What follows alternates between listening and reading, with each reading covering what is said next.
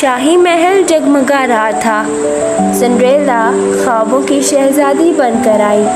सबकी निगाहें उस पर थीं, लेकिन जैसे ही घड़ी ने 12 बजाए वो घबराकर दौड़ पड़ी। उसके कदम तेज थे, दिल बहुत ज़्यादा ज़ोर से धड़क रहा था। और फिर यूँ हुआ कि अचानक से सीढ़ियों पर उसका एक जूता वहीं रह गया। वो खुद तो भाग गई, लेकिन वो जूता वहीं पड़ा हुआ था। सब लोग वहीं रुक गए। शहजादे ने वो जूता उठाया और उस जूते को गौर से देखा और कहा, यही तो है वो पहचान। और यूँ हुआ कि खोया हुआ जूता किस्मत की कुंजी बन गया।